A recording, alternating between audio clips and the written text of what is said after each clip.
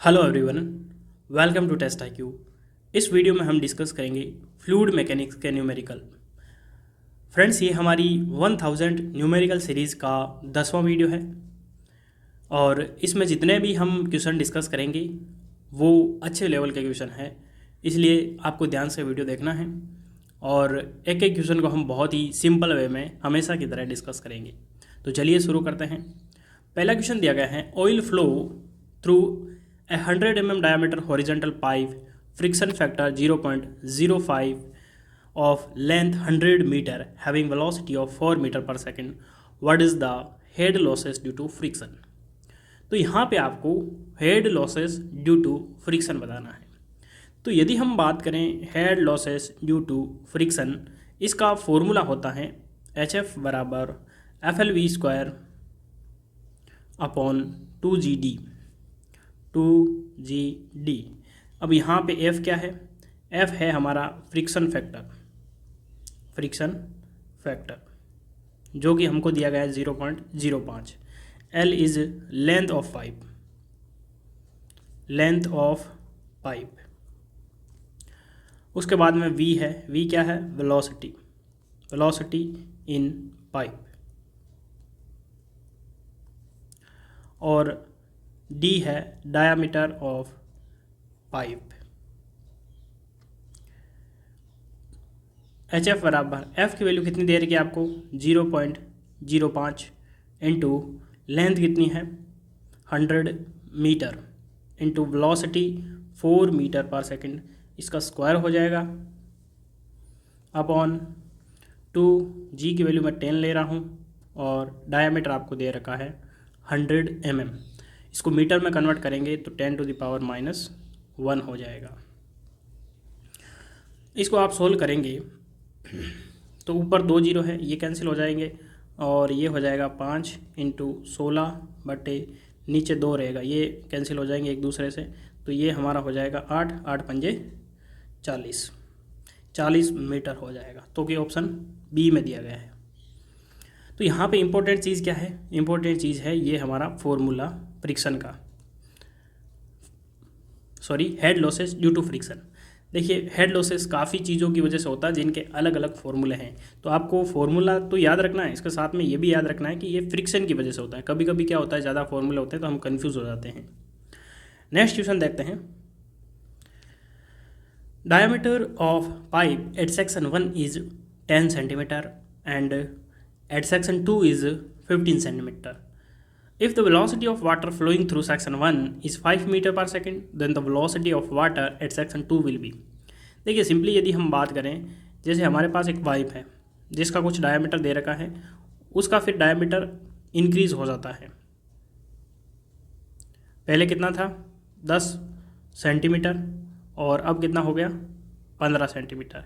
यानी कि ये तो हमारा डाया है 10 सेंटीमीटर और ये कितना हो जाएगा? 15 सेंटीमीटर। अब ये जो है, यहाँ पे हम क्या देख सकते हैं? यहाँ पे हमारा जो टोटल डिस्चार्ज है वो तो कांस्टेंट रहेगा, ठीक है। यहाँ पे इक्वेशन कौन सी लगेगी? Continuity equation. अब देखिए, एक क्वेश्चन मैं आपको पूछता हूँ, कंटिन्यूटी इक्वेशन जो है वो किस पे बेस्ड है? Conservation of energy, conservation of mass या फिर और किसी पे बेस्ड है? तो ये आपको कमेंट बॉक्स में ज़रूर बताना है। कंटिन्यूटी इक्वेशन हो जाएगी हमारे A1V1 बराबर A2V2। क्योंकि अभी मैंने आपको बताया था, जैसे मान लो इधर से Q डिस्चार्ज एंटर किया तो यहाँ से निकलेगा तो Q ही, चाहे डायमीटर जो है वो इंक्रीज ही क्यों नहीं हो गया हो, क्योंकि ये हमारे सीरीज में है। तो डिस्चार्ज बराबर क्या होता है? Q बराबर एरिया इंटू वेलोसिटी, और यही को मैंने लिखा है क्योंकि Q कांस्टेंट है, तो A1V1 बराबर A2V2। अब देखिए, एरिया A1 क्या है? π/4 D1 का स्क्वायर, 10 का स्क्वायर इंटू वेलोसिटी कितनी दे रखी है आपको? 10 सेक्शन में ये दे रखी है आपको 5 मीटर पर सेकेंड। 5 बराबर हो जाएगा π/4 D2 स्क्वायर। D2 कितना है? 15 का स्क्वायर इंटू V2। अब यहाँ पे आपको ये डाउट हो सकता है कुछ स्टूडेंट को कि हम वेलोसिटी तो ले रहे हैं मीटर पर सेकंड में, लेकिन हमने डायामीटर जो है वो सेंटीमीटर में ही रखा है, मीटर में क्यों नहीं बदला। तो मैं आपको बता दूं, यहाँ पे हम दोनों तरफ जो है ये π/4 π/4 कैंसिल हो जाएगा, ये भी सेंटीमीटर में है ये भी सेंटीमीटर में, तो एक दूसरे से कैंसिल हो जाएगा। तो यूनिट जो है इस 5 की यानी कि इस V1 की जो यूनिट है वही V2 की आ जाएगी। तो यहाँ पे हम इसका स्क्वायर नहीं करेंगे, V2 बराबर इजी कैलकुलेशन के लिए क्या करेंगे, 5 तो इधर है ही, इंटू हम कर देंगे 10/15 स्क्वायर। तो ये कितना हो जाएगा 2, ये हो जाएगा 3। तो अब हम कर सकते हैं इजीली 5 इंटू ये हो जाएगा 4/3 का स्क्वायर 9, 5 के 20, 20/9 यानी कि 2.22 मीटर पर सेकंड। ऑप्शन यहाँ पे डी करेक्ट हो जाएगा। नेक्स्ट क्वेश्चन देखते हैं। The head of water over an orifice of area 0.1 meter square is 5 meter. The actual discharge in meter cube per second if CD is equal to 0.4 assume G is equal to 10 meter per second. तो यहाँ पे आपको निकालना क्या है, आपको head they रखा है कितना 5 मीटर, एरिया आपको दे रखा है 0.1 मीटर स्क्वायर, आपको निकालना है डिस्चार्ज। कौन सा डिस्चार्ज, एक्चुअल डिस्चार्ज निकालना है आपको। अब यहाँ पे आपको एक्चुअल डिस्चार्ज और थ्योरेटिकल डिस्चार्ज में रिलेशन पता होना चाहिए। तो हमारा कोफिशिएंट ऑफ डिस्चार्ज क्या होता है, CD बराबर होता है actual discharge upon theoretical discharge और ये हो जाएगा एक्चुअल डिस्चार्ज, ये दोनों का रेशियो होता है, ये आपको ध्यान रखना है। अब हमको निकालना है एक्चुअल, तो एक्चुअल बराबर क्या हो जाएगा CD इंटू थ्योरेटिकल। अब देखिए थ्योरेटिकल डिस्चार्ज का फॉर्मूला मैंने अभी आपको बताया था, एरिया इंटू वेलोसिटी होता है। अब यहाँ पे एरिया तो हमको दे रखा है डायरेक्ट, इंटू वेलोसिटी आपको नहीं दे रखी, तो वेलोसिटी कैसे निकालोगे। तो V बराबर होता है आपके √2GH। तो ये वैल्यू यहाँ पे हम पुट कर देंगे √2GH, H हमको दिया गया है तो हमारा एक्चुअल डिस्चार्ज आ जाएगा। CD की वैल्यू कितनी है 0.4 इंटू एरिया कितना है 0.1 इंटू 2, G की वैल्यू 10 और H आपका दे रखा है 5 मीटर। तो 5 इंटू 2 10, 10 का इंटू 10 ये हो जाएगा आपके 100 का रूट 10 और 10 इस 0.1 से मल्टीप्लाई होगा तो 1 हो जाएगा। तो फाइनल हमारा जो आंसर है वो 0.4 आ जाएगा, जो कि ऑप्शन ए में दिया गया है। तो कुल मिला के आपको याद क्या रखना है, coefficient of discharge, actual discharge upon theoretical discharge. Next question देखते हैं। A liquid moving with constant angular momentum has tangential velocity of 1.2 meter per second is 3 meter from axis of rotation. The tangential velocity at 1.5 meter from axis of rotation in meter per second is। तो liquid जो है वो move कैसे कर रहा है, तो rotational velocity हो रही है यहाँ पे, ठीक है। तो अब देखिए यहाँ से ये रोटेट करेगा, तो एक चीज़ आपको ध्यान रखना है, जो हमारा एंगुलर वेलोसिटी है वो कांस्टेंट रहेगी, चाहे फिर वो इस पॉइंट पे हो, इस पॉइंट पे हो, चाहे इस पॉइंट पे हो या फिर पेरीफेरी पे हो, यानी कि ओमेगा हमारा जो है वो कांस्टेंट रहेगा। लेकिन जो हमारी टेंजेंशियल वेलोसिटी है वो हर पॉइंट पे चेंज होगी। तो v इक्वल्स टू क्या होता है ओमेगा इंटू आर।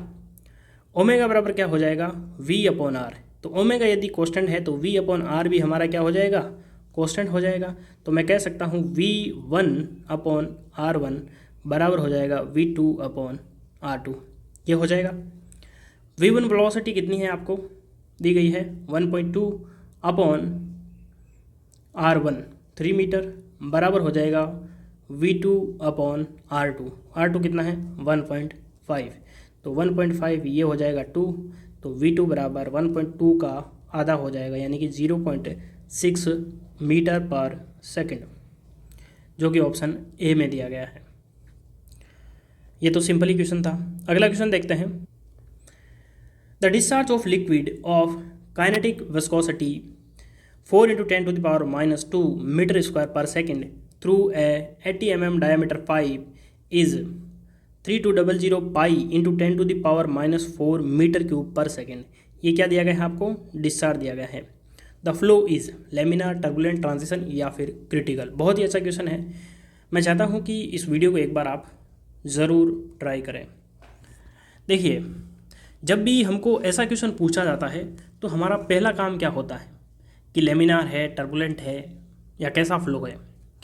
तो ये डिसाइड करता है रेनॉल्ड्स नंबर।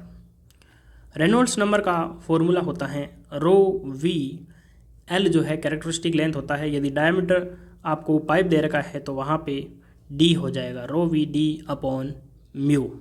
रो यहाँ पे डेंसिटी है और वी वेलोसिटी है और डी आपका डायमीटर और म्यू है डायनेमिक विस्कोसिटी। क्या है? Dynamic viscosity. और काइनेमेटिक विस्कोसिटी क्या होती है? Dynamic viscosity to the density of fluid. तो मैं इस फॉर्मूले को वी डी अपॉन न्यू। अब देखिए, मैं एक चीज़ बता देता हूँ, ये हमारी डायनेमिक विस्कोसिटी है और ये हमारी काइनेमेटिक विस्कोसिटी है। अब हमको डायरेक्टली वैल्यू पुट करनी है। यहाँ पे वेलोसिटी आपको कहीं भी नहीं दे रखी है, डायमीटर आपको दे रखा है 180 mm डायमीटर और काइनेमेटिक विस्कोसिटी भी आपको दे रखी है। अब यहाँ पे आप वेलोसिटी कैसे निकालोगे? तो आपको ये पता होना चाहिए कि डिस्चार्ज होता है एरिया इनटू वेलोसिटी, या वेलोसिटी को मैं कह सकता हूँ डिस्चार्ज अपॉन एरिया। डिस्चार्ज आपको दे रखा है, एरिया भी आपको निकालना है। तो हम डायरेक्ट वैल्यू पुट कर देते हैं। रेनॉल्ड्स नंबर बराबर वी बराबर मैं क्या पुट कर देता हूँ? क्यू अपॉन ए। डिस्चार्ज कितना दे रखा है आपको? 3200 pi into 10 to the power minus 4 upon हो जाएगा आपके एरिया π/4 डी स्क्वायर। डी यानी कि 0.08 हो जाएगा इसका स्क्वायर, और ये हो जाएगा डायमीटर 0.08 अपॉन काइनेमेटिक विस्कोसिटी कितनी है? 4 into 10 to the power minus 2। अब ध्यान से देखिए आप, ये 0.08 ये कैंसिल हो जाएगा, ये 4 से कैंसिल हो जाएगा, पाई से कैंसिल हो जाएगा। अब ये 10 टू द पावर माइनस 2 ऊपर जाएगा तो पॉजिटिव ये हो जाएगा, और ये 2 0 है, ये 4 से कैंसिल हो जाएंगे। ठीक है ना? तो बचा क्या? ऊपर बच गया 32 और नीचे बच गया 0.08, या मैं कह सकता हूँ 3200 अपॉन 8, 8 चौके 32, यानी कि ये आ जाएगा आपके पास 400। तो रेनॉल्ड्स नंबर की वैल्यू जो है ये 400 आ गई है। अब इससे क्या प्रूफ होता है? तो आपको ये पता होना चाहिए, मैं यहाँ पे लिख देता हूँ, ये हो गई आपके पास 400। देखिए, रेनॉल्ड्स नंबर जो है यदि 2000 से कम है तो हमारा जो फ्लो है वो लेमिनार होगा, और यदि रेनॉल्ड्स नंबर की वैल्यू 2000 से ज़्यादा है और 4000 से कम है तो हमारा होगा ट्रांजिशन फ्लो, यानी कि ना लेमिनार होगा ना टर्बुलेंट होगा, बस वो लेमिनार से ट्रांजिशन में कन्वर्ट, लेमिनार से टर्बुलेंट में कन्वर्ट हो रहा होता है। उस कंडीशन को हम ट्रांजिशन फेज कहते हैं। और यदि रेनॉल्ड्स नंबर की वैल्यू 4000 से ज़्यादा है तो हमारा फ्लो होगा टर्बुलेंट। तो यहाँ पे 400 देख के क्या पता चल रहा है आपको कि हमारा फ्लो है वो लेमिनार होगा। तो ऑप्शन यहाँ पे ए करेक्ट हो जाएगा। रेनॉल्ड्स नंबर का आपको फॉर्मूला याद रखना है। कई बार जेई लेवल के एग्ज़ाम में डायरेक्ट फार्मूला पूछा जाता है, या फिर इसका मीनिंग पूछ लेंगे कि वी क्या है, डी क्या है, म्यू क्या है, ये भी आपको पूछ सकते हैं।